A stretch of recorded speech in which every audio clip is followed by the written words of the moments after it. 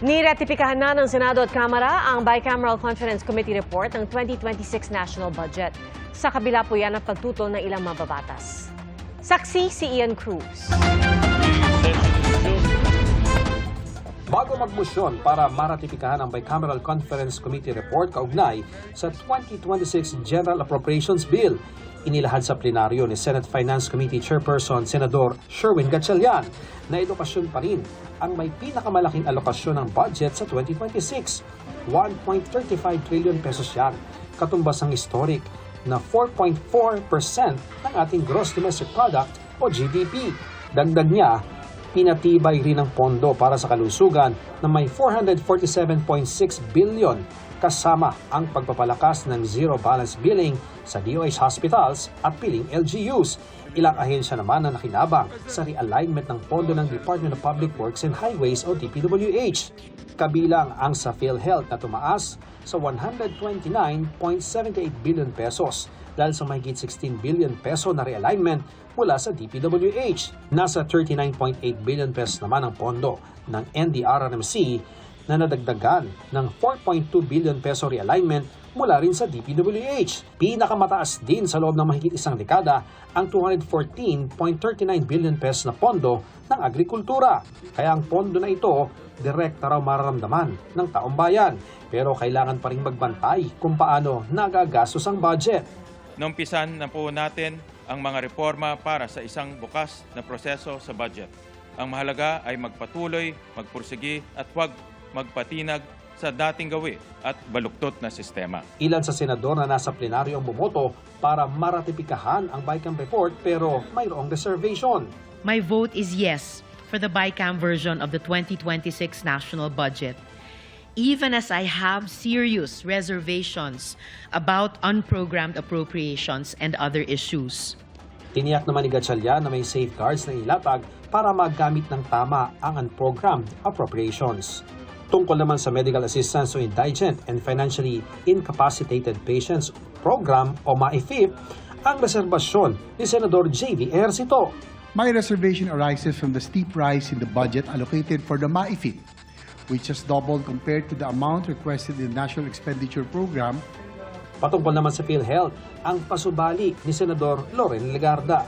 My reservations arise from the national government's continued failure to remit PhilHealth's actual legally mandated sin tax revenues from year 2023 onwards and statutory shares from PCSO and PAGCOR since 2019, undermining the Universal Healthcare Act and delaying the transition to an institutionally guaranteed zero out-of-pocket care framework in public health utilities and facilities.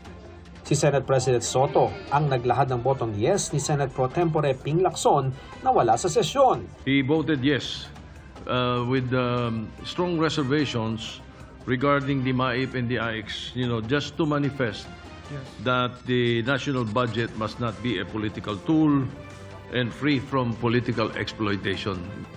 Binasa niya rin ang botong yes si Senador Kiko Pangilinan, bagaman may gustong ipavito na probisyon. The reservation of Senator Pangilinan, although positive, of course, yes, he voted yes. No?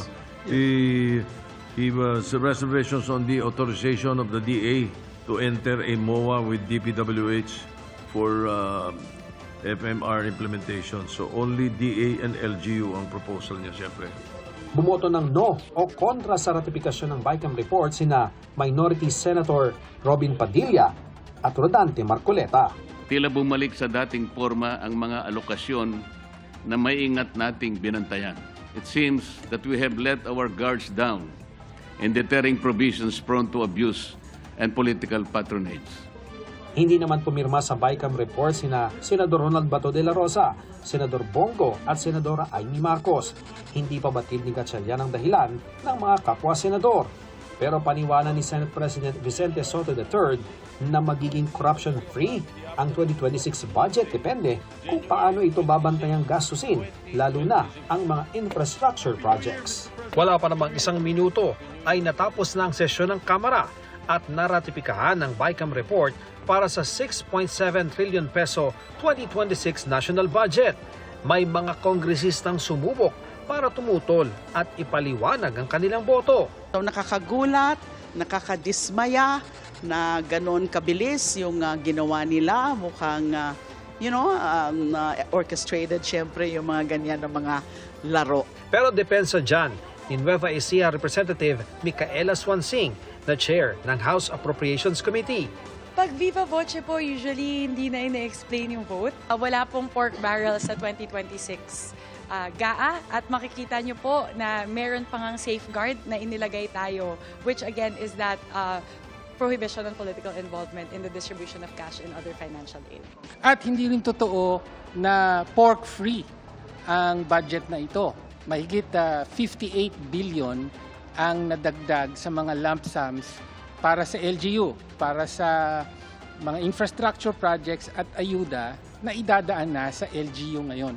Kung dati sa mga distrito, ngayon sa LGUs. Ngayong naratipikahan na ng dalawang kapulungan ng Kongreso ang BICAM report ukol sa General Appropriations Bill, ipapasa na ito sa Pangulo para sa kanyang pirma. Una nang sinabi ni Executive Secretary Ralph Recto na sa unang linggo ng 2026 sinasahang pipirmahan ng Pangulo ang national budget. Kaugnay naman ang report ng PCIJ o Philippine Center for Investigative Journalism na ang distrito niya ng kanyang kapatid at Speaker Bogie D ang may pinakamalaking DPWH insertions sa 2026 budget, sabi ni Swansing. Wala pong insertions sa ating budget, wala pong tago na mga pondo na o programa na isiningit sa budget. Lahat po ito ay dumaan sa masusing deliberasyon ng Kongreso at lahat po ito ay nakabase doon po sa mga in-endorse ng mga district engineering offices ng kanya-kanyang mga distrito base po sa mga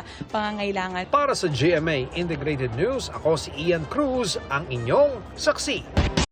Mga kapuso, maging una sa saksi. Mag-subscribe sa GMA Integrated News sa YouTube para sa iba't ibang balita.